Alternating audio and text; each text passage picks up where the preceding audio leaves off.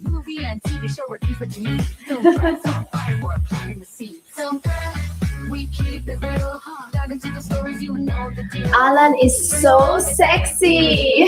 1, 2, 3, from blockbusters to indie gold. Oh yeah. Well, what was that? What was that?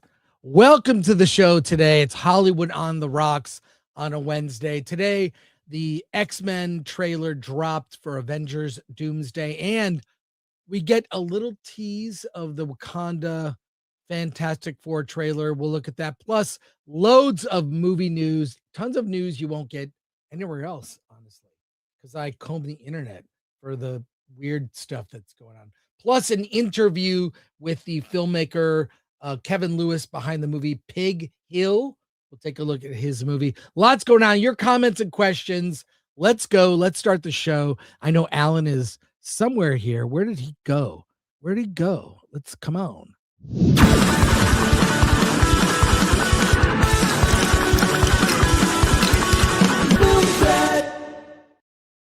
Let's go. Come on. Alan!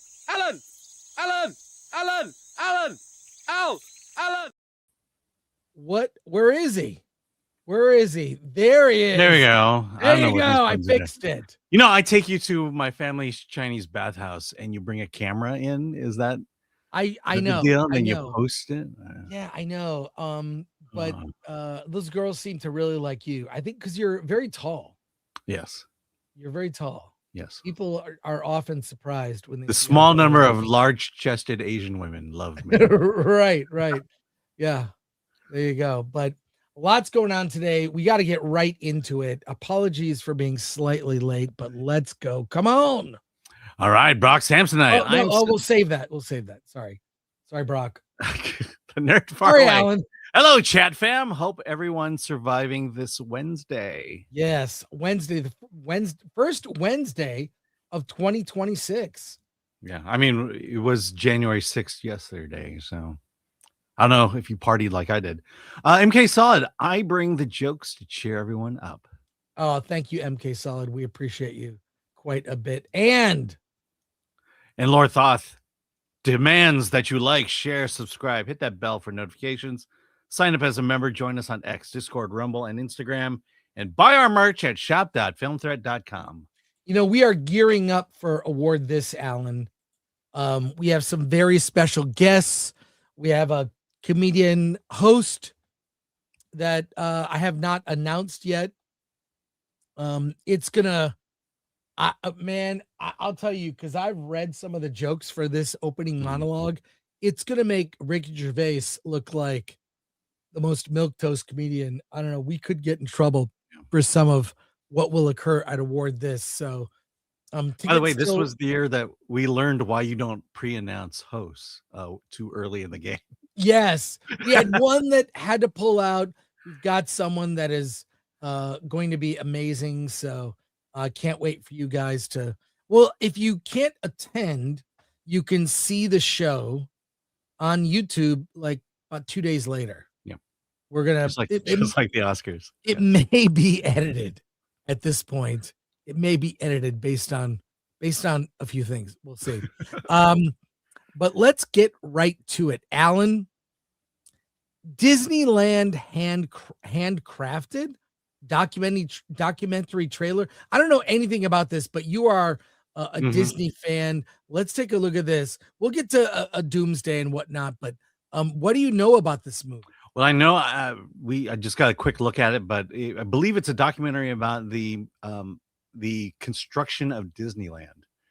And it's the director is Leslie Iwerks, who is I believe the daughter of Ub Iwerks, who is one of the original engineers behind Disneyland. I believe I know Iwerks is like a famous engineer when it comes to film and cinema. And so well, let's just say you're making me watch this. So yeah. let's see it.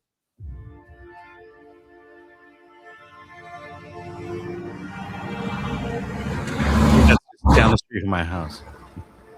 The people of this country are about to see and hear a new adventure and entertainment. It will come upon the American theme shortly under the title of Disneyland. Walt Disney is the greatest creative genius in the entertainment business. He's brought new concepts to the theaters and entertained millions and millions of people. It was quite a build-up there, and you deserved it. Well, that's what worries me, you know.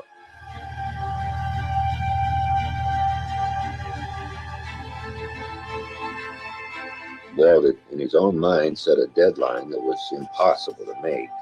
An opening of July of 1955. We got those orange groves. He said, this is all top secret stuff. And I said, yeah, that's right. And I didn't bother to tell him. I thought he was out of his mind.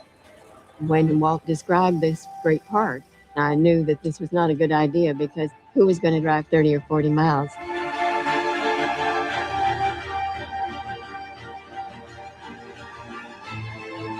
For a first-hand progress report, let's visit Disneyland now.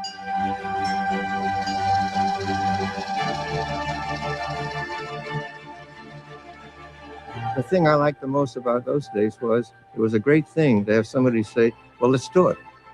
What Walt started out to do, for heaven's sakes, was to do something as radically different from Coney Island as he could dream up. Pressures were tremendous on everybody. We all lived down there, and we worked from early morning to late at night. Most people in Hollywood thought Disneyland would be a Hollywood spectacular, a spectacular failure. So Roy Disney said, what do you mean most people in Hollywood? He says, that's what I thought. It was just like a great big panic. It was a miracle that ever went on, and just as it was a miracle that Disneyland ever got open.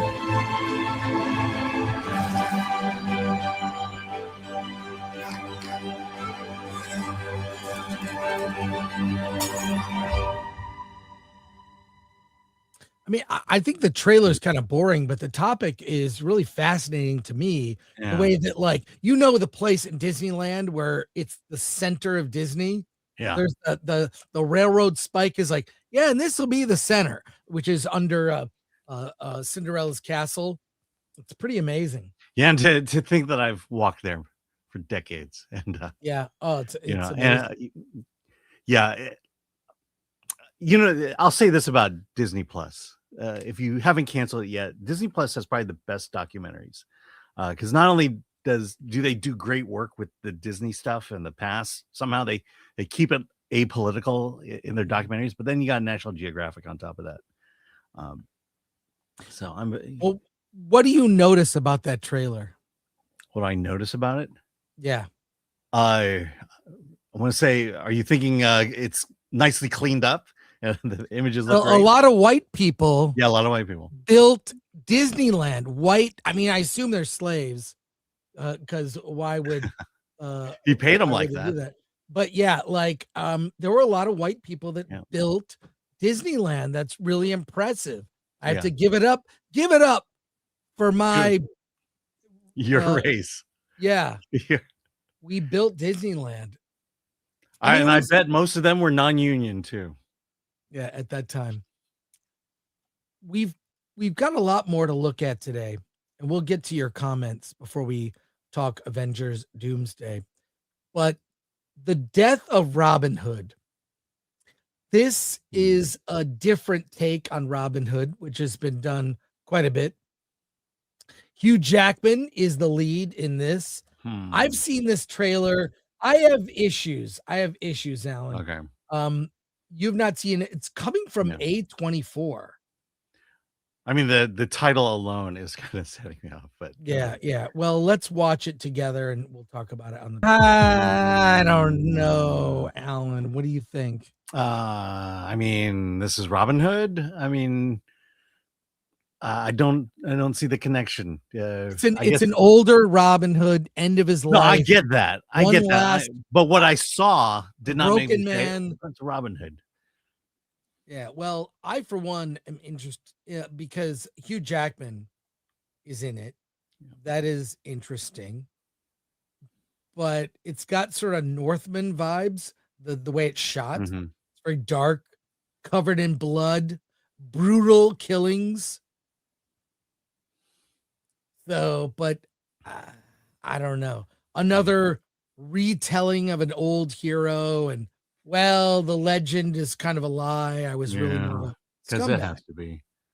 And kids, Yeah. don't get this mixed up with the Sheep Detective. That would be weird if you went to see the Sheep Detective and then walked into this one by mistake. walked into this. You would feel weird. Hey, Tim Allen appeared on Bill Maher does a podcast called Club Random. You ever seen it? Yes, I have. Yeah, he gets some good interviews. Here they talk about DEI, and you might be surprised at what was said. I'm just gonna let this play, and I think the comment speaks for itself, and then we'll discuss. Well, you can have DEI in the cast. Well, yeah, but then they said I didn't want to get into that. I didn't want to patronize people. If you're going to do a sitcom, it's just got to be funny. You got to have some drama. I couldn't agree more. Not everything. Diversity is a great virtue. It's not the only virtue, and not everything in America has to look like Angelina Jolie's Christmas card. And sometimes, and it's always okay in reverse. It's like if there's something where it's just an all-black cast, and good, I'm all for it. I'm not complaining about it. I'm just saying, CBS put in there's a law from the union, I guess it came down a few years ago, that like every writing staff had to be 50% people of color. And I thought, what if the show they're writing is about a polka band in a ski town? No, there's probably an example where there are people of color. No, it's just, and I love people of color, and I'm so glad that things are better than they used to be for people of color. But it shouldn't intrude on the creative process to the degree it has in this. It has intruded on the creative process. And by the way, lots of people of color agree with that. Because they want the creative process to be pure too. I've gotten into this. I've been doing this on my stand-up for years because I have a very mixed family between marriage, son-in-law, friends. I've been around people of color and in my family. So we have these family outings sometimes, and then you get into a couple cocktails and you have old light-skinned grandma who she calls darker skinned brother-in-law and family members different names. And I said, and then one night we got into it, which Lenny Bruce started me on this whole thing. Back in the Purple Onion, changed my life. Explain to the kids, you don't mean personally he did. No, not that. We're old, not that old. I knew him as a child. That he started this whole thing where words don't mean anything. It's really the content of a guy's heart. It's a Martin Luther King thing. And then I started going with my brother-in-law. He says, it's always you white motherfuckers do this. And I go, eventually I got sick. What do you mean white? What do you mean? Define that for me, because I got in the middle of it. It's such a... I don't like the term, He goes, and I go, no, I do not know. Are Japanese white people? No, motherfucker, they're not. They're Japanese. I go, but that makes no sense. Where are the ruling class in Mexico City? If you've seen them, and I have, because I know a lot of them, they look, if you put them in a white shirt and they didn't speak, they look just like people from France, Portugal. So he says, where is Whiteville or White Land? Where is that? And I said, are Russians white? No, motherfucker, they're Russians. I go, okay, where's the broad line? They're as white as it gets. Well, what do you think? And to be fair, I think at least Bill Maher is high in this. So, what do you think, Alan? What do I think? I mean, have we not been saying this for a very long time? Ultimately, it's the quality of the work. And I suppose if you get the great writers, you could probably get a large, diverse group. But, you get the writers for your show, the ones that can do a good job, and you'll get a great product out of it. So, yeah. And I swear, my last family reunion, I don't know where all these white people came from. There's more white people in your family? They felt that way. And they're all using goddamn forks. You mean not chopsticks? Not chopsticks. No, they all wanted forks. I don't know what happened. I mean, if you're going to marry one of us, at least learn the chopsticks. Bill Maher of late has been saying a lot of things that he gets in trouble for. Good. We need debate and discussion, but I just hope DEI dies. It's not gone. People, it might not be, might not be supported publicly by institutions, I feel like behind the scenes, they're still abiding by those policies. The only thing is to let those things die and build something new where you make your own rules and you hire the best people, regardless of any box checking. Yeah. I mean, And if you're a person of color who wants a job in Hollywood, be the best. I mean, that's, it's what do they call it? Entitlement. When you think that they should hire you just because of your skin color. Now you've got to prove yourself. And quite frankly, people have proven themselves over the decades. And yet we won't hire those people. We'll hire people just new out of college. These little activists who have no idea how to write, no idea how to direct, and let alone act. Look, you can have a diverse set and have a great show, but it all depends on the quality of the people you hire. Hey, let's go to comments before we get to some bigger stories here, as people are still filing in. Yeah. People are still filing in. Hey. Yeah, Daniel Alpine for 1999. I don't know what to do anymore. If movie theaters go extinct, I won't have any reason to leave my house other than work. I'm not a concert or sports person, nor do I invite friends over because I'm a private pets. Because I'm a private pets. I hate life. Well, first of all, movie theaters are not going away. I think that the number of screens will be reduced this year. Theaters that don't perform, mostly the ones that Alan attends, those are going to go away. What that'll do is that'll fill up surrounding theaters. So, I mean, drive-ins didn't go away. The number of screens reduced. And that's unfortunate because at their height, there were thousands of drive-in screens. Now there are about 300 in the US. That's it, 300. So it's sad. I think that movie theaters are going to we're just going to lose screens. Movie theaters are not going to go extinct. I don't believe that. I just think there is something about that communal viewing a movie that you can't get that experience at home. I mean, I did watch last night, randomly, watched the movie The Martian with Matt Damon. Love that movie. Saw it in a theater when it first came out, like opening weekend, which I do with almost every movie. I try to see it on opening weekend. That got such a big reaction. And what surprised me the most about The Martian is that the ending of the movie is like this hopeful, yes, he's, if you've seen what happens at the end.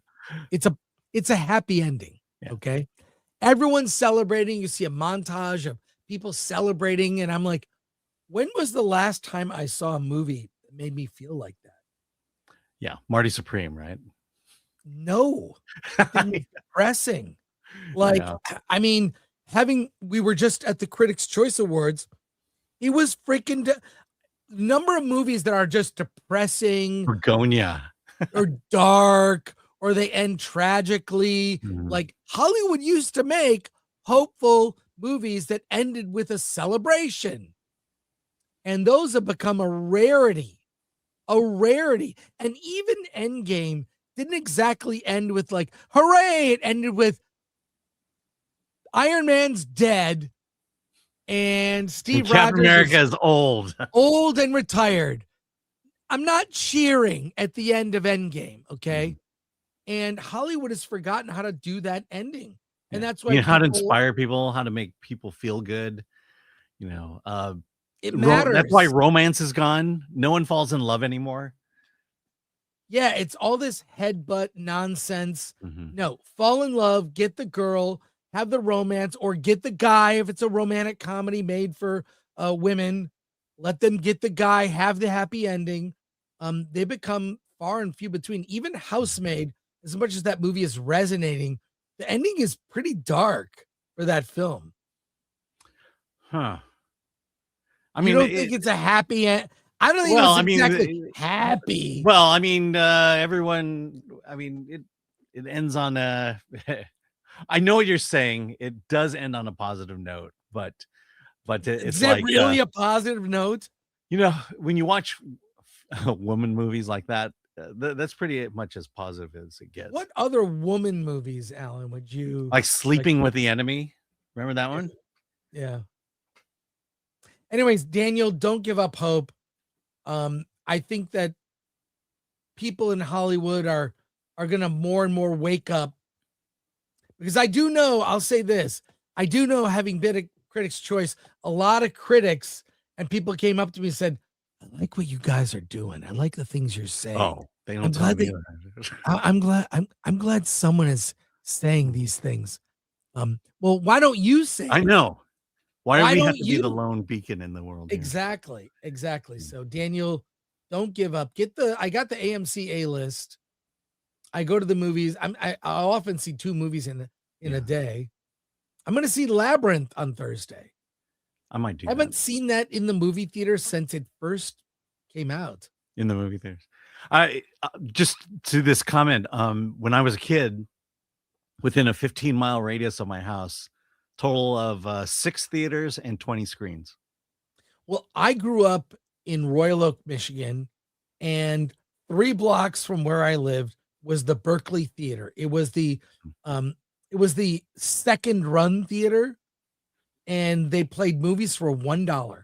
That's it. It was $1 for a movie, $1 for popcorn. I went there and I would go see movies as a kid, probably 50 cents for a drink, 50 cents for a small popcorn. I just walked to the movie theater and walked home by myself. And if I felt like seeing Star Wars a 10th time, I walked to the Berkeley Theater and just saw it. Yeah, my theater was in Lomita, Rolling Hills, Palos Verdes. I could walk to it, and it was one screen, and one movie played for 3 weeks, and then another one came in, played for 3 weeks. And oh my God! Yeah, and if I was lucky, they would do a double feature. I could watch 2. The first rated R movie I saw was Saturday Night Fever, because it was double featured with a PG movie. The first R-rated movie I saw was National Lampoon's Animal House at the Berkeley Theater, and they snuck me in. I just got in. So there you go. Yeah, my Thanks, dad Daniel. that one. Don't give up. Don't give up. There we go. Member for 5 months. Okay, you buy now. Member for 5 months. Want to laugh? Steven Emotional Damage has a new series of shorts that laugh out loud funny. Give that guy a Netflix movie. First of all, he's like a meme. Have you seen that guy? He's like Emotional Damage. That thing is hilarious. I didn't know about that. Thank you. You buy now. That's great. And he's a YouTube guy, I believe. I will look it up. ADLS24. Without Ub Iwerks, there is no Walt Disney. That's true. He co-created Mickey Mouse. Yep. And CK, the single piano key trailers are getting tiresome. Oh, the boom. Yeah. Boom. Okay. Tony Elias, natural diversity is great. Forced diversity is always bad. And you can always tell You when can it's always forced diversity. It's so weird. It's like it does that they forced this, and the other's like, oh, that's just organic. That's a good, when it's like a good character, like in Die Hard. Die Hard is very diverse, but those characters are so likable. Mm-hmm. You know how you can tell it's not forced is when they don't tell you that it's diverse. Right. They have to go out of their way to tell you that it's forced. Although Liu Kui, Alan's family has been colonized. It feels That's right. My people have colonized your family. Well, yeah. And my brother and I, we married white women. Well, there you go. Yeah. Hey, Supergirl is coming, and Superman, Man of Tomorrow is coming after that. And James Gunn had some comments. I know you have notes for this story, Yes. Alan. He admits that Superman and Lex Luthor are based on himself. What? Tell me about this. Well, James Gunn frames Man of Tomorrow as an intensely personal story built around the relationship between Clark Kent and Lex Luthor. Rather than treating them as simple hero and villain, he sees them as opposing forces that both live inside him. I relate to both of them, he says. He connects Luthor's ambition and obsession, and also to Superman's belief in people and Midwestern values. The film leans into that contrast, positioning the two characters as philosophical opposites rather than physical adversaries. They're two sides of me. Instead of focusing on spectacle first, Man of Tomorrow is rooted in character psychology and ideology. The conflict isn't about power, but it's about how each man sees the world and humanity itself. By centering the film on Clark and Lex's shared humanity and divergent paths, Gunn signals a Superman movie that is less about redefining the character and more about reframing him emotionally, grounding the mythology in personal belief, ambition, and moral choice. In Gunn's telling, Man of Tomorrow will become Superman's story that's intimate at its core, even as it plays out on the grand scale. Yeah, I don't know. I'd love to hear that it's inspired by maybe some classic story or myth or whatnot. And, I think the best mainstream movie that James Gunn has made is the first Guardians of the Galaxy. And the best indie movie he ever made was a movie that got him that job called Super, starring Rainn Wilson, an actor he's never worked with since. So make of that what you will. I thought Super with Rainn Wilson is amazing. It was on Netflix. I highly recommend both films. I do think it's been diminishing returns since then, unfortunately. It's sad to hear, but yeah, I'm not super excited about this. I'd rather hear something like, it's based on classic storytelling or, the first phase of DC was originally titled Gods and Monsters. Where is that? Well, the pandemic and certainly look to his credit, he's willing to scrap bad ideas, or at least really bad ideas. Yeah, like The Authority. Yeah. If it's not working, it's not working. Gods and Monsters. I'm gonna be really honest here. I keep seeing stuff being reposted from Man of Steel. I can rewatch that movie anytime. I can't watch Gunn's Superman. It's not rewatchable. And it's very surface level. There's not a moment. I feel like Superman's not even the central character. It is an ensemble. And the best thing about Gunn's Superman is the casting. Very well cast. But to me, this just is James Gunn. The idea that this is a personal story, what James Gunn movie isn't a personal story to him? Guardians of the Galaxy, all three had an emotional story at the base of it. Even Suicide Squad or The Suicide Squad. Superman, certainly this. This is, look, I'll say it over and over again. The DCU, as you know it today, is the Gunverse, and it's all James Gunn. And sadly, you take it or you leave it. It's just going to be this way until he's either out or he's going to be out because there's no way he's going to change his personal philosophy when it comes to storytelling. Well, even in the Zack Snyder era, there were movies that were not that good, but it felt like it was building to something big. And we got a taste of that with the Snyder Cut, which I actually really like. I'm sorry, unapologetic. I like the Snyder Cut. I'm not Make of that what you will. Huh? Not a fan of the Snyderverse. All right. Wonder Woman I liked, Aquaman I liked, but it's more rewatchable. But what I think the biggest failing of Superman now with some distance from it, what the Superman movies did well, Man of Steel and original Richard Donner, was they gave you a taste of what it was like to be Superman. So fly, discover your powers, be burdened with an awesome responsibility, the joy maybe of doing something good. And in this Superman, we don't get that sense. There's something that modern movies don't do that older films used to do. And filmmakers would take time out to do that. And can I tell you what that is, Alan? What? They would show characters thinking, pondering. It's not a dialogue scene. It's not a line of dialogue. It's they are thinking about their future, their responsibility. I'll give you two scenes from two classic movies to illustrate my point. One is Luke Skywalker looking at the twin sons of Tatooine. There's a stir of music. There's no a studio now would say, cut that scene out. No, it's Luke. All he's doing is looking at the twin sons. You're in his head. You know what he's thinking. He's like, what's my future going to be? What path will I take? I'm stuck here on a farm. I have bigger goals and aspirations. I'll tell you another scene. In Godfather, there's a scene where Michael Corleone, he has to, his first kill is avenging his father.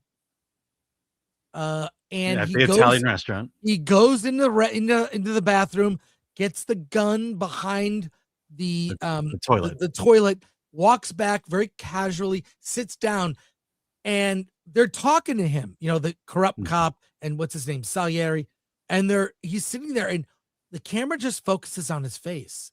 And you see, go watch that scene. Yeah. Al Pacino is sitting there and he's like, am I really going to do this? I'm really going to kill someone close up in cold blood. Am I going to kill a cop? Yeah. Am I going to go? I'm a war hero. I'm trying to do good. My whole family is, but they tried to kill my dad, my father.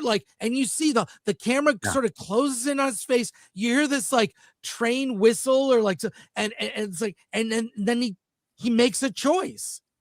We don't. He crosses the line of no return. Even in Zack Snyder's Man of Steel, there are moments when you see Henry Cavill as Superman. He's thoughtful. He has choices to make, and they're not easy. Now he went a different way, and people maybe don't like choices Zack made. Fair critique. But yeah, when he had Zod's head in his hands. Yeah, well, that's a whole other. That's another.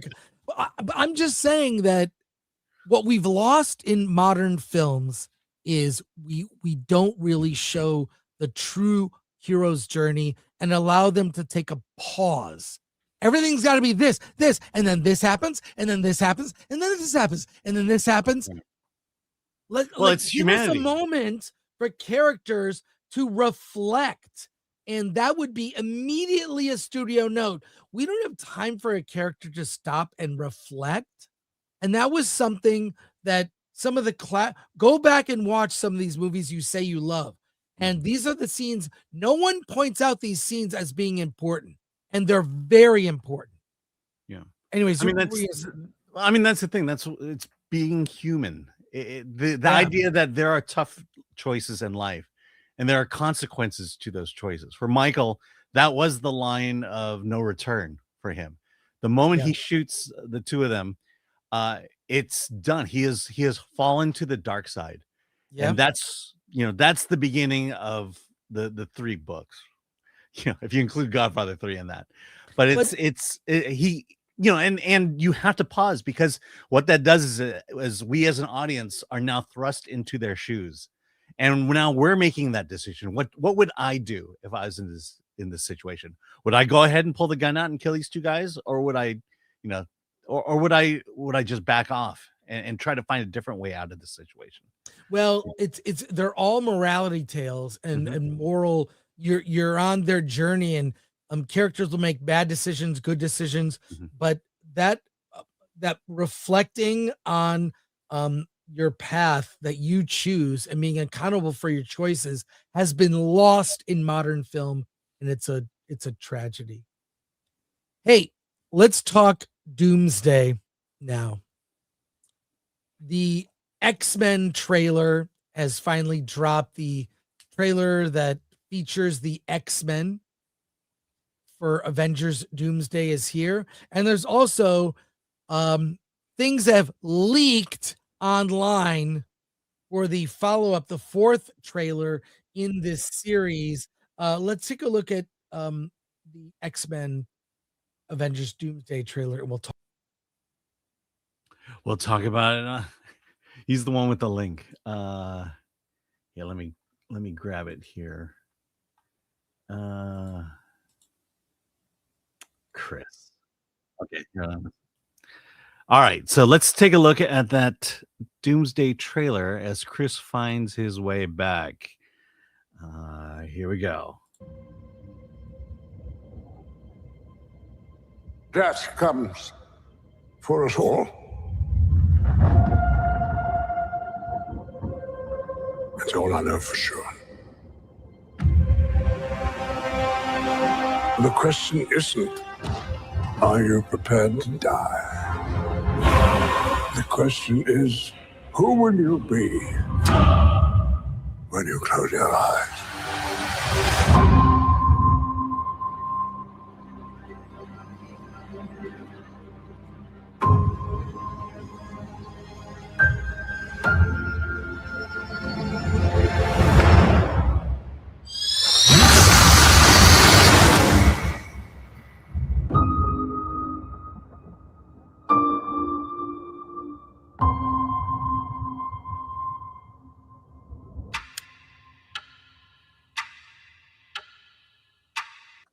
Less than a year away. Okay, sorry about I had some Yeah. technical issue. Thanks for keeping things going, Alan. Yeah. Appreciate that. So here, look, to me, the frustrating thing is that these teaser trailers rely solely on nostalgia and member berries. Right. Because okay, yeah, excited. Patrick Stewart. Why can't I remember his name? And the other guy, Max. I'm blanking on it. But look, they're gonna be in your movie. Go see it. I don't know who the villain is. I mean, we know who the villain is, but there's no context behind it. You mean who Scott Summers is shooting? Yeah. With his laser. Is he shooting eyes. someone? Is he shooting someone? With his laser eyes. Yeah. But the thing is, if you knew that Thanos was on the other end of all this, yeah, I get it. I'd be excited. But what's the story? Look, just trust us. People you liked in the past, they're in this movie. Come see it. Well, that's what they're basing it on. Yeah, Ian McKellen. Yeah. Ian McKellen. Well, look, now things have leaked. Let me actually I have what's leaked. I gotta share it with you here. There's a fourth trailer. And for the fourth trailer, we're gonna get who? The Fantastic Four and Wakanda. Here are some stills. Are you mute on purpose or what? Okay, for some reason I couldn't hear what you said. Okay, can you hear me now? Yeah, actually. Okay. So, in this trailer, we've got oh joy, M'Baku.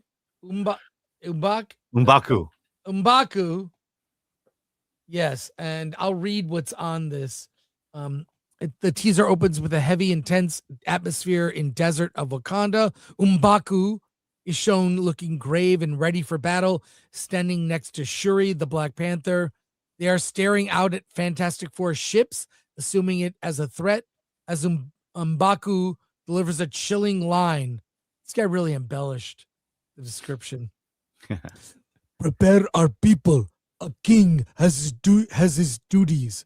As Shuri turns around, a massive futuristic ship descends from the sky, signaling the arrival of crucial allies. This is the moment where the Thing steps into view wearing the classic blue and white Fantastic Four suit. He drops his iconic line, Yancey Street, confirming the team's arrival to aid Wakanda, but they aren't alone. In a surprising twist, Namor from Talokan is also seen in full battle armor. And there you go. Whatever. To fight and encourage the Wakandans, and it says the teaser ends with the Wakandans and the Fantastic Four will return in Avengers. Okay, this is unexpected. Yeah, it shivers up my spine. Yes. Yeah, so that's what we're getting coming soon. Is this like huge promotion? Is it landing with a dud? Are people talking about this? Is it just what are your thoughts? I don't get the feeling that there's a lot of enthusiasm. It's because what you should be feeling is like, oh my God, they're back, and that there's something that, just seeing them back brings, again, the nostalgia, the member berries, everything. But what's on the other side? I keep saying it over and again. I don't know, from my understanding, the story's about the incursions, alternate Earths colliding with one another, and in planet destroying fashion. I don't understand how heroes fight that. I mean, if you read the comic books, even the Infinity Gauntlet couldn't stop the incursion. Dr. Doom is the villain, but as you say, he's probably not going to be the villain until the end of the movie, so they're probably not fighting him. We're missing so much out of this, and they just expect us to see this movie because of nostalgia. Well, I know something about the story for Doomsday, and I'll say it's a lot. I don't know how they're going to pull it off.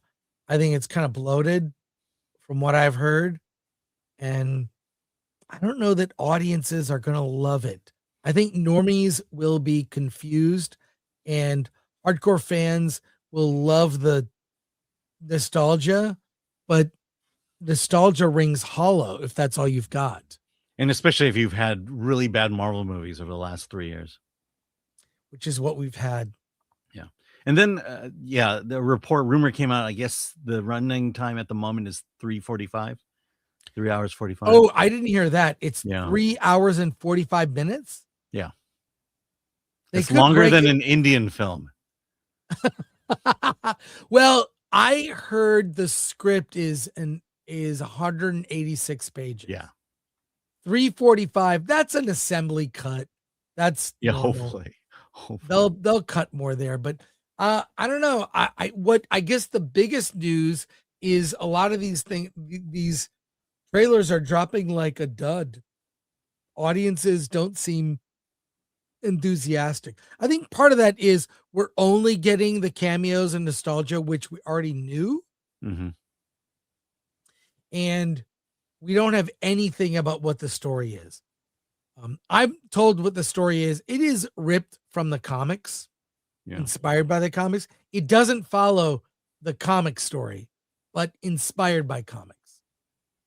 Yeah, by a series that made me quit reading Marvel. Well, we're going to see in under a year, 11 months now, 11 months and change, and we'll find out. Let's go to your comments. Randy Orser, man, for 38 months. Ooh, I have member, and it's 3 years long. Wow. Hate nut. Go. Happy New Year. Happy New Year. Sorry. Watch while I work. So don't always think to chat. Keep it up. K-dramas rule. Oh, that's great. My uncle loves. Thank you, Randall. Appreciate you. 38 months. K-dramas are great. I would agree. Yeah. Latino slant, Polly for 2. Film threat is forced diversity. Only when you appear on the show, Paulie. Yeah. Which has been too long. What do you do? We're doing a Golden Globes watch party Sunday. If you want to come out, we'd love that. Come join us. Andrew Cram gifted 5 film threat memberships. And thank you, Andrew Cram. Appreciate you. Dr. Fauci's prison, but for 5, maybe not pardon much longer. I think some low IQ individuals didn't like Man of Steel because it's a sci-fi set in a real world, and the real world Superman snaps Zod's necks any snaps Zod's neck every time.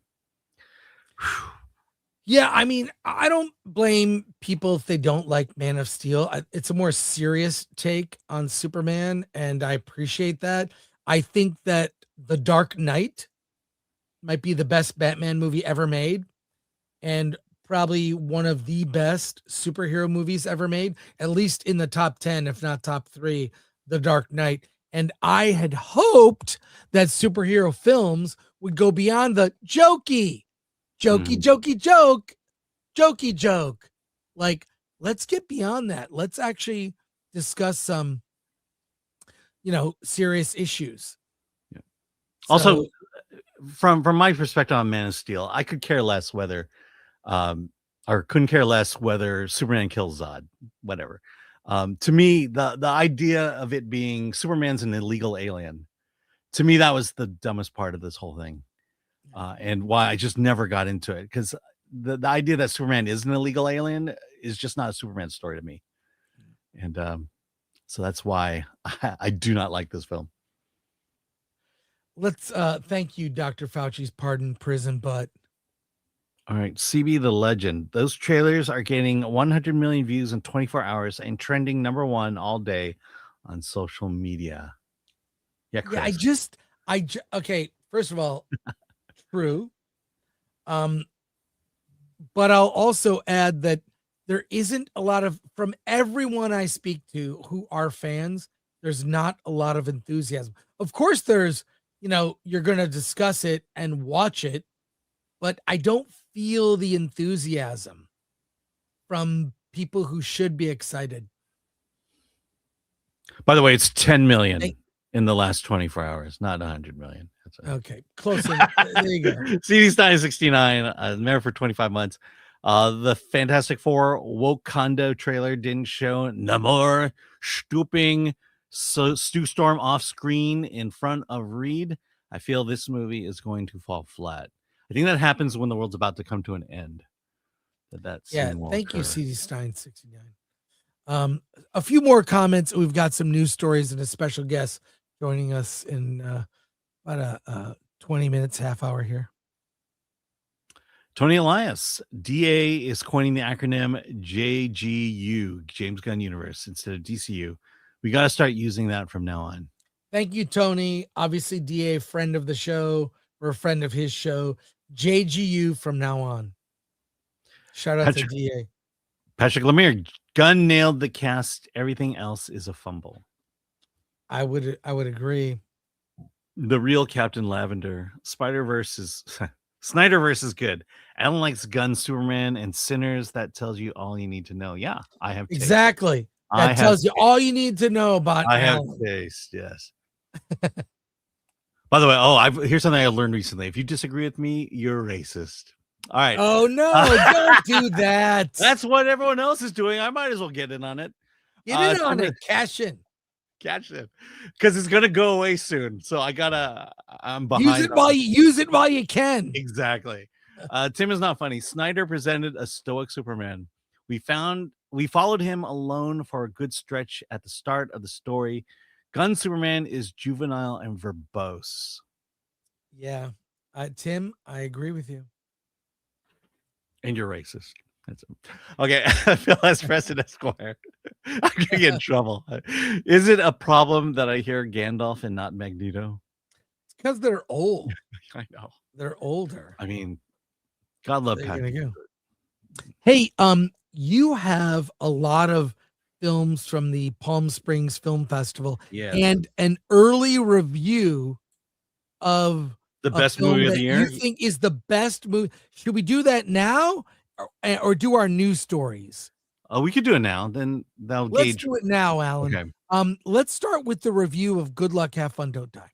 Alan, you have seen what you believe to be is the best movie of 2026. Yes. We're not even 2 weeks in, and you've already said, now this movie, to be fair, Good Luck, Have Fun, Don't Die, stars Sam Rockwell, directed by Gore Verbinski. It's an indie movie made for under 10 million. A It's a small studio, and I'm gonna see the movie for myself next week. I'm seeing it. Hey, next Thursday. let me frame it this way. When you buy a ticket to see Good Luck, Have Fun, Don't Die, no major studio will see a dime of that dollar. Good. Not a single one. The production companies are basically the investors and helping out with the advertising for it. But if you've seen the trailer, you got a good idea of how the movie starts and then flavors it out through the rest of the film. But Sam Rockwell plays a time traveler from the future who lands at a Norm's restaurant in Los Angeles. And in there, he tells people that the world is coming to an end because of AI and that there's a way to stop it. And he needs the right team to join him in that fight. Now, the thing is that Sam Rockwell's character has the name is Man from the Future. I'm looking at it here.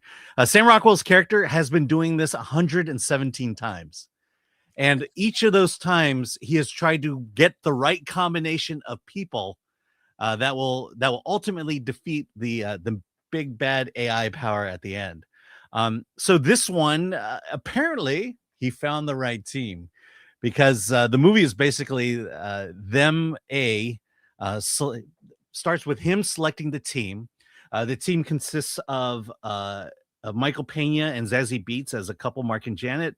Juno Temple is in it, and Haley Lou Richardson plays Ingrid. Them and a few others join him, and they do one thing that they haven't done in a long time, and that's get out of norms because the police have arrived, and they've got to get out. And this is I think where he says like 80% of the missions have failed. It's just getting out of norms. But then, obviously it's just this journey to the end to finally get to the big bad at the end. I liken this movie to Time Bandits in terms of, you've got this just ragtag team of people and they're just going on this weird adventure to finally get to the big villain at the end and destroy them.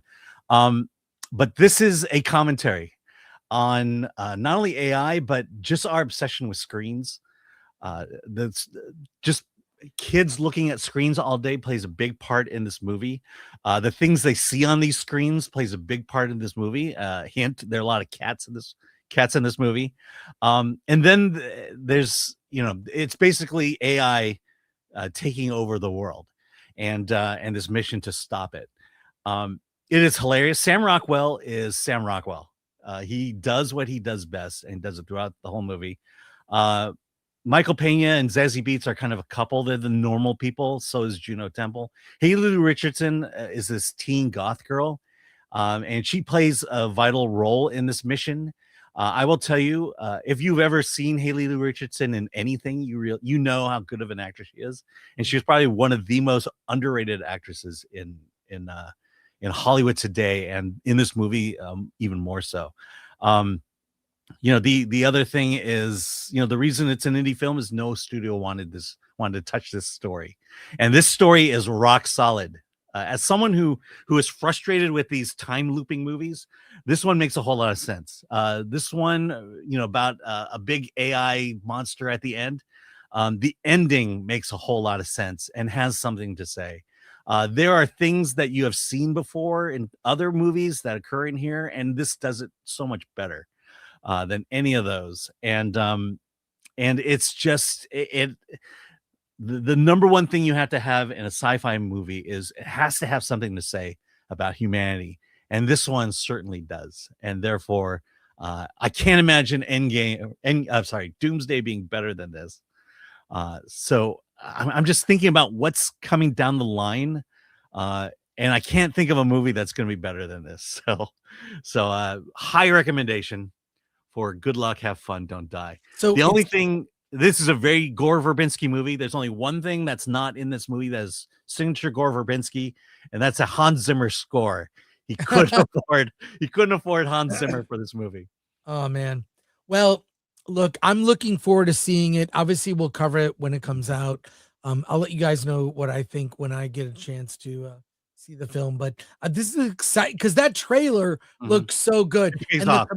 the comparison to Time Bandits is great. Mhm. Now, also we talked privately, you said that the trailer doesn't give much away. Yeah, I It's mean, tease. like the centerpiece of the movie is the beginning, which is that speech that Sam Rockwell gives at the norms there. And then the trailer just basically gives you scenes throughout the movie. So you're not gonna, it doesn't spoil anything. In fact, you'll probably forget a lot of those scenes when you ultimately see the movie. So yeah, the movie delivers exactly what it pays off. Sorry, Well, the trailer delivers. The movie will deliver what the trailer pays off.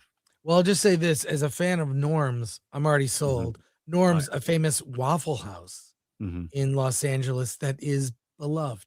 Yeah. Is beloved. And let's be go to- real, Gore Verbinski probably made the only Walt Disney Studios movie that people care about in the last 25 years. Let's go to comments.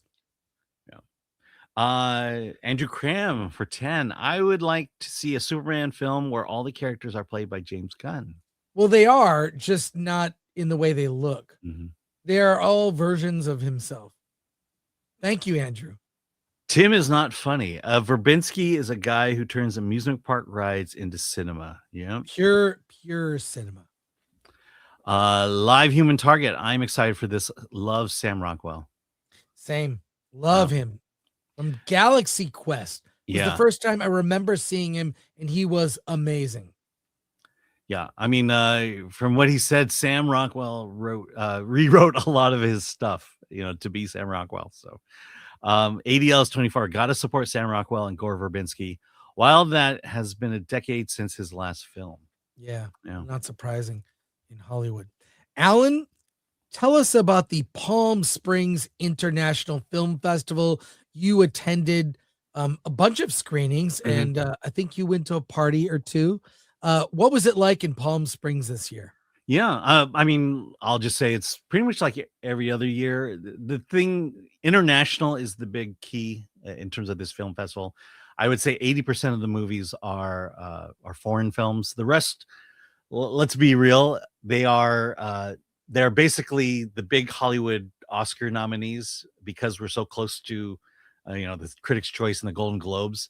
That it's excuse to bring all the Hollywood celebrities to Palm Springs and then and then let them go off and do their award stuff. But saw quite a lot of films here. I'll go through them fast because only a few of them I think you'd find interesting. For example, the first movie I saw at the Palm Springs International Film Festival was called On the Sea. And what I like to do at film festivals is I don't like to go in with much of a plan. And so when I arrived Friday afternoon, there was basically only one movie I could see before the opening night film, and that was On the Sea. It takes place in Ireland. It's the story of Jack, who is a mussel farmer. He farms mussels on the shores of Ireland. His business is kind of waning. He got injured, or he got cancer, which forced his brother to kind of take over. And his brother kind of resents the fact that now he's showing up again and his own son won't show up. And then he gets a letter from one of his number one customers saying that they're going to go with a different company. And so now they're kind of scrambling as to what they're going to do. And the suggestion is, well, instead of just going to the shore and getting mussels, maybe we need to get a boat and go out and pull the net out and get a wider variety of product. And helping him out with that is Daniel, who's a young man who has a boat, knows how to do it. He shows him the ropes. And after a day of kind of going up and learning how to do things, they go to the pub, and Daniel is kind of picked on by others. And Jack stands up for him, but gets punched for his troubles. And so the two of them goes back to Daniel's trailer, and then they start making out. Okay. Like making out. I mean, was it Jack? He's the bottom. And no, he's the top. I'm sorry, he's the top. And and I'm like, oh my God. Which explains why when I got into theater, I was surrounded by gay men. And apparently I walked into the gay film of the day. And so there you go. My biggest issue is if I don't see it coming from a mile away, you're not telling the right story. Because if it's like, oh my God, they're making out, is my response, then they're not Well, really setting things up very well. honestly, if you know anything about Palm Springs, big gay community in Palm Springs. Yes. Big gay and senior community. Yesterday I saw a documentary called Runa Simi. It takes place in Cusco, Peru. The subject is Fernando Valencia, and his goal, he's from Peru. He is of the indigenous culture. They speak the Quechua language, and his goal is to basically get the rights to dub the Lion King into the Quechua language. And it's kind of his journey. One is getting people in the community to go out and do the dubbing for him, but the big thing is trying to get a hold of Disney to get permission to do this. And he even has a chance to talk to one of the directors of the Lion King. And everyone basically tells him, look, Disney owns it. And Disney can do whatever they want with it.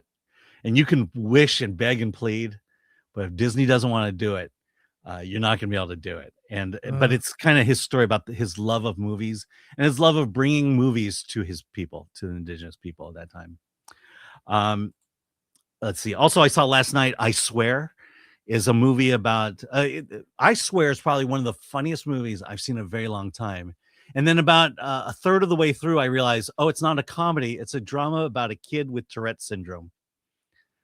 And so the movie is basically, it's a dramatic piece about John Davison, who from the age of 12 developed Tourette syndrome, and the bullying, the false imprisonments, because police don't exactly take kindly to people with Tourette's at that time, and how he just kind of brings awareness to the syndrome. And that's what that movie is. I'll end on Bert. Here's a piece of advice for you all. If you see me at your film festival and you have a film, come up to me and say, hey, you should see my film. And I will probably go and see your film. And that's what happened with Bert. I was getting my press credentials, ran into the director and star of Bert. And they go, hey, big fan of Film Threat. And come see my film. And I go, which one is it? He says, Bert. And I remember seeing it on the tip sheet. I go, okay, I'll go see it. And Bert is this just a sweet indie film. I believe is made for under $7,000. And the director, Joe Burke, and the star Oliver Cooper met this man, Bert, who is basically a busker in Los Angeles. He's got Parkinson's disease, but he plays the guitar. He writes his own music. He performs at restaurants here and there. And the two had developed a relationship with him, and they decided to make a movie about him. So the movie stars Bert, and he is, as I just said, he's a musician, and Oliver plays his son that Bert didn't know he had. I guess Bert had a relationship with his mother. He was born, didn't know anything about it, and he came back, and he's got ulterior motives to Bert, because he learned before meeting him that he had a large sum of money, and he and a friend of his want to get a hold of that money. And so that's that movie. That one comes out in February. So I told Joe that contact us and we'll talk about his movie when it comes out. It's great, Alan. I think the best movie was Good Luck, Have Fun, Don't Die. I know. I was kind of hoping you'd lead to that. Yeah.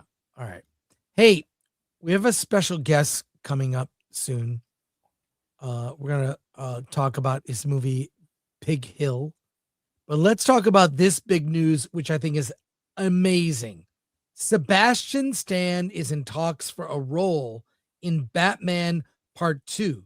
I have the story from Deadline, but the rumor is he'll play Two-Face, Harvey Dent. Amazing casting. Now, here's the deal.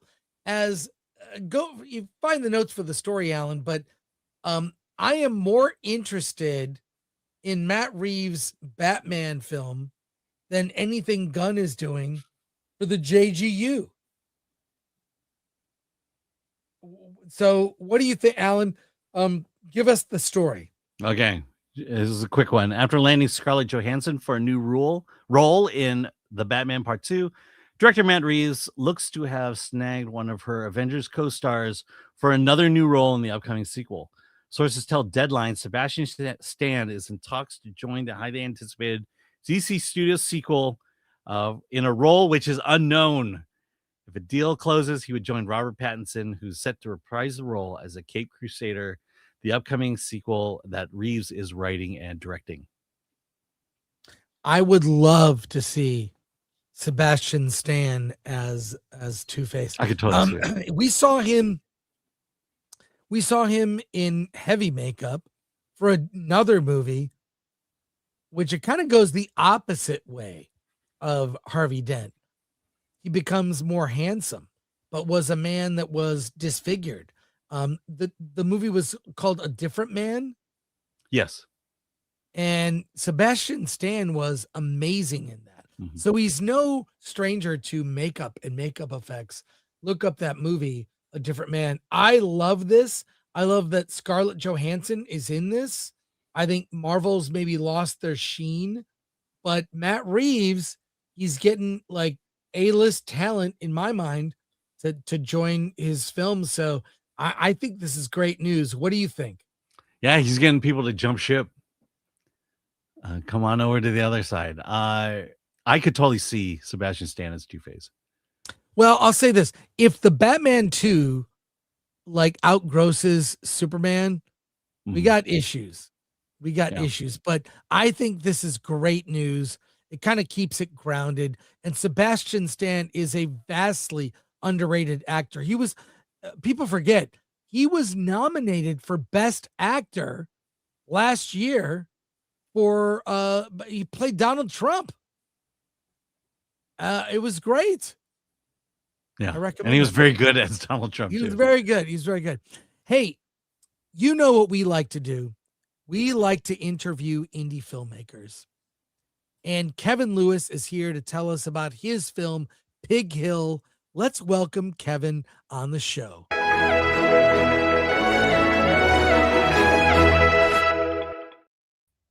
Hey, Kevin. Thanks for Hey, guys. joining us Hey, today. Kevin. How's it going? Good, man. I'm glad to be here. Great. Tell us about Pig Hill. Okay. Before that, I do want to say you guys coined the best phrase last year, and I used it in my household the whole year. I still use it today, is Moglicked. Moglicked.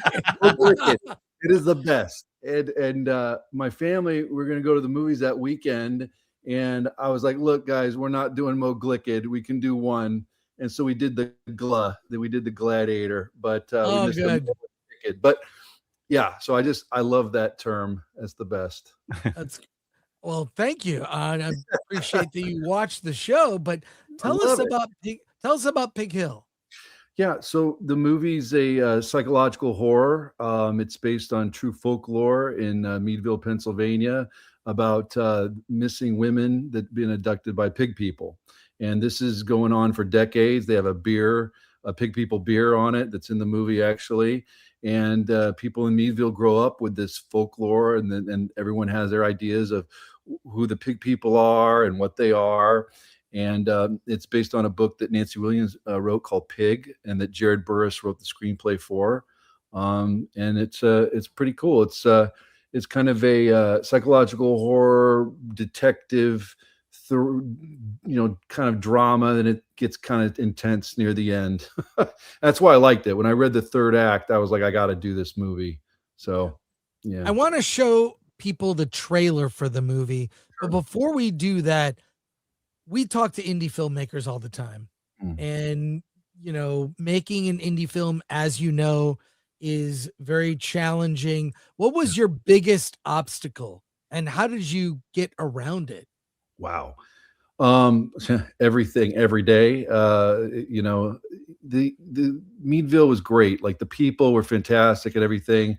You have these ideas, the vision of what you want to make, right? And then it's get the money and the time, and then it's like, okay, what do you do? And so we had a great crew. What was really cool was it was like a back lot. the producer knew a lot of the people at Meadville and the businesses and the bars and the restaurants and stuff. And so it was like a little small backlot. So the cool thing is I would go shoot a sequence. I could go to another location, just walk across the street. Whereas, sometimes on these indie films, you look at these locations, you got to do them contained because you can't be moving, crews around all the time. So yeah, I think the biggest hurdle, there was the weather was difficult. It was very cold. I mean, there was one time 2 days we were in the barn and it was freezing cold. And, there was one scene, and actually it's one of the really great shots of the movie when Andy and Carrie are walking towards the camera, and it's lit by the headlights because we didn't have the lights to light the scene. So I put them in front of the car and walk towards us, and they kind of aberration. They just come out of the darkness and appear. It's actually it worked out really well. But that was the thing where it's like we just didn't have the equipment and the manpower.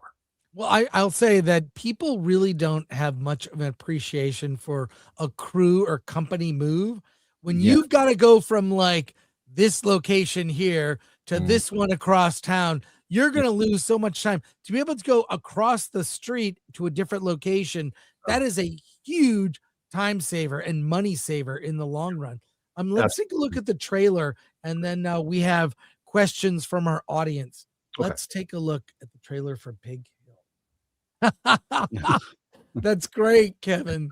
That's awesome. That's great. We have questions for our audience here, so let's get to those. All right. Let's start with Davina Duckworth. How long was the shoot? It was 20 days. There you go. It sounds like a lot. It's not. No. ADL is 24. How did you come across the screenplay? And what was it about Jared Burris's script that compelled you to get involved with the project? So I came across the screenplay by Lorene Yackel, who worked on me with Willie's. She did Willie's and a bunch of other movies with me. She got me the script. And like I said, that third act was like the one where I was like, wow, I've got to do this movie. It was just, it was something cool, Yeah. And to be clear, we've interviewed you before. Yeah. For Willy's Wonderland, and we did a watch party. Yes. Which is still on our channel. Look up Willy's Wonderland. Yeah. I like this question. Did craft services have pork on the menu? That's awesome. It's a legit question. That's legit. You had too much pork on the menu. Yeah, too much pork. No, I don't believe they did. That would have been perfect. ADLS 24. Since your return to directing with Willy's Wonderland, you've been working at an impressive rate. What was behind this change of pace in your career, and what have you learned over the past 5+ years? Well, when Willy's was coming out, I got COVID really bad, and I went in the hospital and was almost going to say bye to this earth. And that was a pivotal moment for me when I was like, you know what? I just want to embrace the film industry and the fact of indie filmmaking, and I want to commit to a body of work. I don't want to be like sweating out, oh, this film's got to be perfect. I just want to work and make art and work with cool people and make cool movies to the best of my ability with the money that I can afford, to raise, and the days that I can afford to shoot, and work with good people. So that was it was like seize the day, honestly, just like I want to just go out and work and make cool stuff. So, and what I learned about that is, you have a path, and you got to stay on that path. You've got to there's so many obstacles, things, people, whatever, that's trying to knock you off, and you got to have that vision and just stay focused. And sometimes it's very hard, in this industry, money falls out, or actors or whatever. And it's like, I go back to Evil Dead, I go back to these movies that wanted me to be a filmmaker, made me, excited when I was a kid. And to keep that love and that passion, watching you guys. I love watching you guys and just listening to film and just like, okay, you know what? I'm a film lover first. And it's like, That's why I want to make movies. We're all filmmakers, you know, and so I kind of want to hold that to the heart when I make these films. I don't want to get too mired sometimes in the business or the this, the that. It's like, no, I love movies. That's why I want to make it. It's supposed to be fun at the end of the day. If it's not fun, I shouldn't be doing this. So holding on to that is what really, you know, I keep with me. From Ulf, the cinematography looks great. Yeah. What did you shoot the film on? So Tyler Eccles was the DP. He did a fantastic job. And it was the Alexa that we shot the film on. Yeah. And interesting question here. What's it like to work with Cineverse and physical media release for all us collectors from Sons and Shadows cast? Cineverse has been fantastic. You know, I mean, they're one of the leading edgy horror distributors out there. So to be within that family is great. And yes, there's a physical media release of this, I believe, in March. Oh, great. Yeah. Let's see. Hail, Mr. Lewis from Nerd Far Away.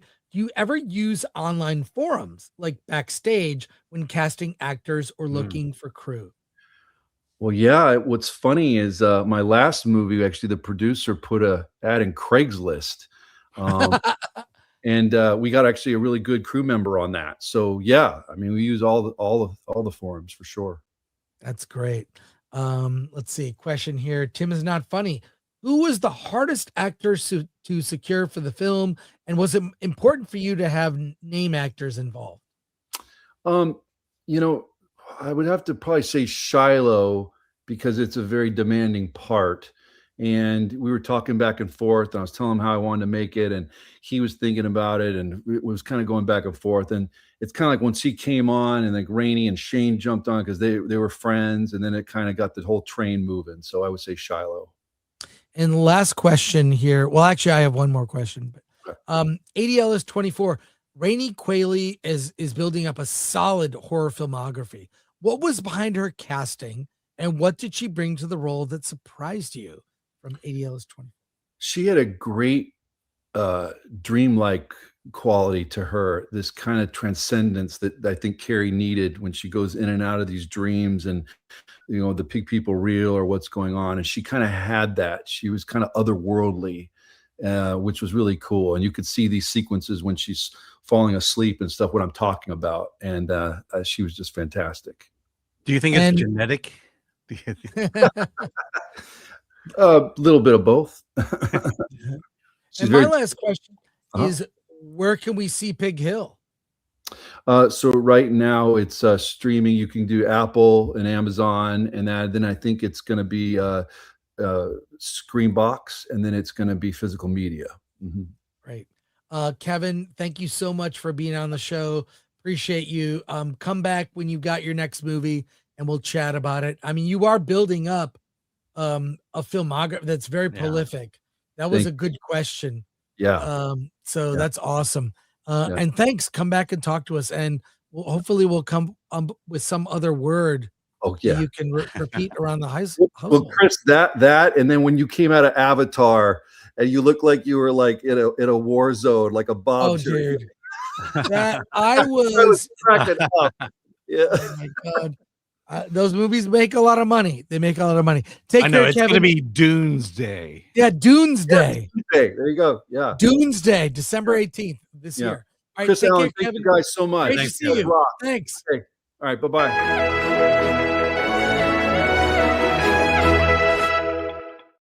That was great. What a good guy. That's awesome. Hey, we've got one more news story to end the show, and it's a big one. Rumor: Dave Filoni and Lynwen Brennan will reportedly replace Kathleen Kennedy. I've got the story here. This is now, to be clear, we have talked about Kathleen Kennedy quitting. Kathleen Kennedy being like replaced or leaving for a long time now.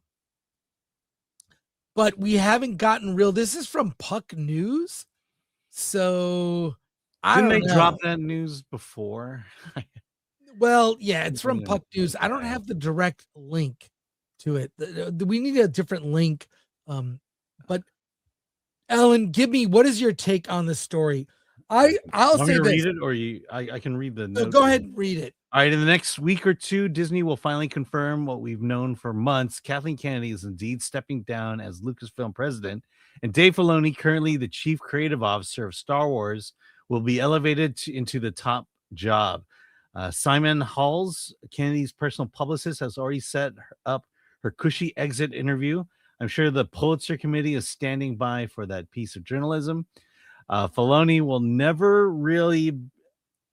has never really been a traditional executive, so they're giving him a partner in Lynwen Brennan, current president and general manager of Lucasfilm Business, but he'll be the decider of creative direction for the franchise in film, television, and other platforms in the galaxy.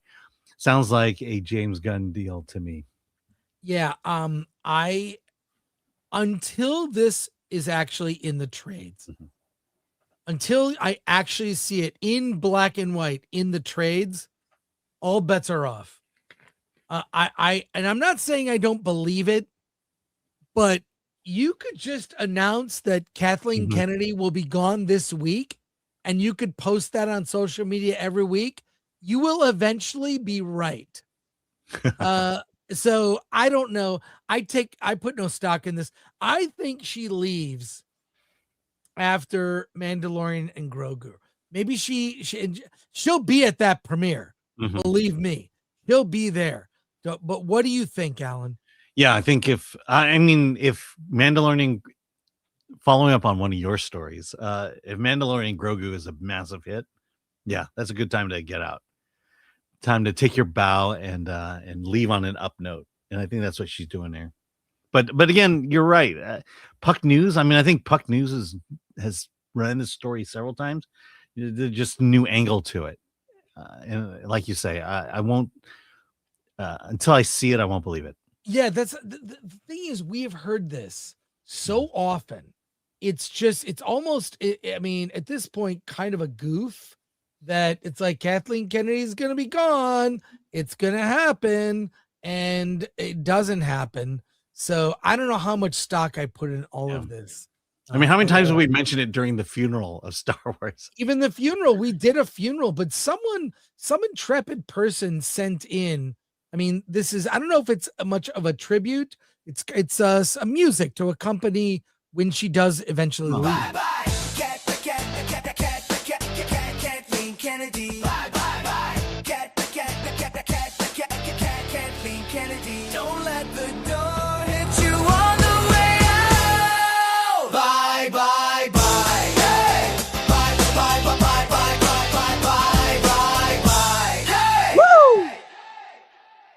You want to hear it again? Kathleen Kennedy. Bye bye bye. Kathleen Kennedy. Don't let the door hit you on the way out. Bye bye bye. Hey. Bye bye bye bye bye bye bye bye bye. Hey. All right, that's the end of that. Thanks for that. Look, it might happen soon. It may not. I think she's gonna stay through Mandalorian and Grogu. Speculation. I have no inside knowledge. So there you go. But yeah, it's weird, but this is a story that recurs almost weekly. At some point, you could find some source. So we shall see. Yeah. We've got some soups here, so let's get to those. Let's do it. As we wrap up, we have a few more news stories. We're going to save those for Friday. Let's go. Sean Hu, thank you. Gifted 5 Film Threat memberships. This one. All right, Mr. Burger for 10. Chris Allen. I'm working on a brand new Mr. Burger cartoon. Where's the best place to send it to get your unbridled opinion before we submit it to Tubi and Prime? Well, go to filmthreat.com. You can submit. It's right up at the top right. Submit your film, or you can go to the contact page and let us know. Sure, we can take a look at it. Yeah. Congrats, by the way. Joe Pat for $9.99. I'd like to think movies will still remain a thing. That K-pop Demon Hunter will set a precedent for streaming titles with blockbuster viral success 6 months on, and it's still kicking.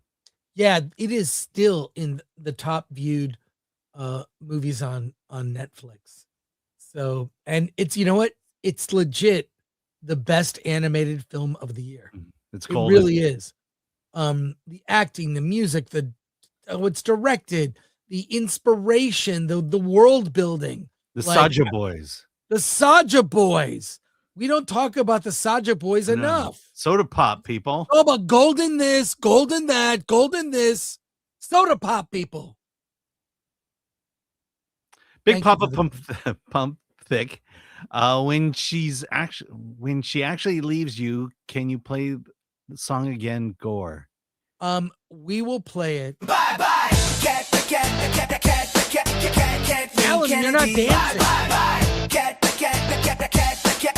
Kathleen Kennedy. Don't let the door hit you on the way out. All right. In fact, we'll have a 24-hour live stream. The next of nothing but that song. Yes, we will do a Kathleen Kennedy Yule log with that song on repeat, just for you, Big Papa Pump THC. Thick. Flick composer Candy is like a turd that won't flush. Just keeps coming back up. Tim is not funny. Filoni's appointment ensures Star Wars will be trite, cartoonish kid stuff moving forward. Yeah, it's this is what bothers me about the genre. I like to think that genres evolve. You know, we're not making 1950s monster movies anymore. They've evolved. They evolved and became adult with movies like Alien, 1979, Ridley Scott. The superhero film became adult, not comic book, not for kids, with The Dark Knight, more adult. Crime and mafia movie with The Godfather, they're more serious. And Star Wars could have evolved into something more serious at the movies. We saw like shades of that with Empire, that like, oh, it can be more serious and dark. And yeah, you're right. It's going to be, I mean, Dave Filoni is very good at writing the cartoons. Thank you, Tim is not funny. The Introspect M. I'd like to see some new Batman villains. Mr. Bloom would be a good one. Most people don't know, though he might come across goofy on screen. What about Mad Hatter? Are we going to see Mad Hatter? What about Calendar Man? Yeah, or if you go off of the Super Friends, Mr. Mixelplick. Yeah, well, no, that's a Superman villain. Yeah, but he was in Super Friends. He had to deal with Batman. Yeah, that's fair, Mr. Mixelplex. Yeah, but a lot of the Batman villains are kind of dumb. The sort of core ones that repeat, but some of them are ridiculous. Man Bat. When are we going to get Man Bat? Yeah. I mean, rumor is the second Batman movie will have Batmite in it. No, James Gunn has mentioned repeatedly. I guarantee James Gunn's version of Batman will be just like Guardians of the Galaxy. No, it'll be like Sony, where, you know, well, we can't have Batman in it yet, but we have Batmite. Well, I mean, why not bring King Tut into it? Let's go full King Tut. Or the Craw. No, that's Get Smart. Craw. What is the Craw? Craw, not Craw. Oh, bye, bye, bye. Hey. Bye, bye, bye, bye, bye, bye, bye, bye, bye, bye. Hey. Just one last little taste. Next time you hear it, she will actually be gone. And we will do a live stream. We'll do a live stream of just Kathleen Kennedy is gone. And Jay just kind of. That wraps it up for us. We're back on Friday with reviews of new movies, including Greenland 2. That's right. We're doing that. Plus Dead Man's Wire, The Testament of Anne Lee, Labyrinth. I'm going to see Labyrinth and Primate. I've seen Primate already. But I'll tell you about it on Friday. And then lots of news. The news is off the chain for Friday. So don't, just because the thumbnail is not very exciting, doesn't mean you shouldn't watch the show. Watch it. So we will talk to you Friday. Alan and I are going to try to see all the movies, so you don't have to. Good try. We'll tell you maybe the movies that I haven't seen. Greenland 2 yet. I hope it's good. I saw the first one. But that's it. And thanks to our mods. You all rock. You all rock. We appreciate all our mods. MK Solid, all of them. Lord Thothy, Atomic Lori, Lenuccio, producers extraordinaire. We're very busy with like work related to the award show. So get ready, Alan. Oh boy. Get ready. It's that damn script meeting we're gonna have one day. We're having a meeting on tomorrow, actually. All right. Do you need me at that one? Yeah. Well, no, I mean, yeah, if you want to come in, but like for 10 minutes. Okay. Bye-bye. We're not. Kathleen Kennedy. Bye-bye.